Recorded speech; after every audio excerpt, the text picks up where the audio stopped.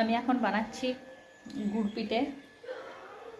দেখুন কিছুটা বানানো হয়েছে, কিছুটা কড়াইয়ে আছে, কিছুটা হয়ে গেছে। বাস অনেকক্ষণ টাইম লাগলো করতে। বাপরে দাঁড়িয়ে থেকে দেখে পা ব্যথা হয়ে গেছে। আর আমার ছেলে টিউশন করে সে এত ক্লান্ত হয়ে গেছে, দেখুন কেমন করে শুয়েছে। এত ঠান্ডা ঠান্ডা লাগছে লাগছে অত ঠান্ডা লাগেনি, তুই যেমন করে শুয়ে আছে। উঠে বসো বাবু। এরকম করে শুয়ে আছে। এখন সবজি কাটার টাইম। কালকের জন্য সবজি কাটছে এখন, সেগুলো কেটে রেখে দিই। তারপরে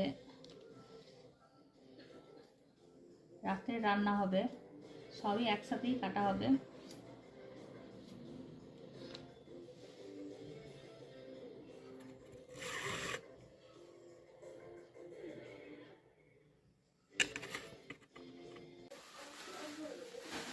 মুড়ি নিয়ে এসেছিলাম, তাই মুড়িটা ঢেলে দিই।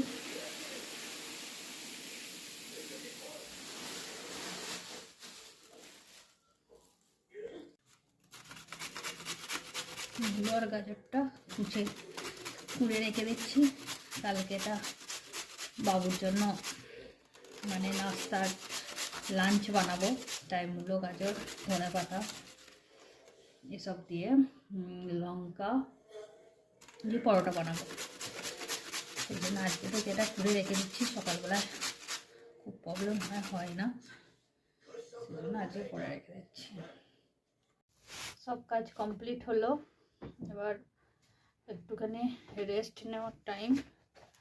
সমর আসবে, তারপরে খাওয়া দাওয়া হবে। একটু বসে বসে একটুখানি ফোন দেখা হবে। সামান্ত পড়া করছে, তারপর ও আসলেই খাওয়া দাওয়া, তারপর শোয়া।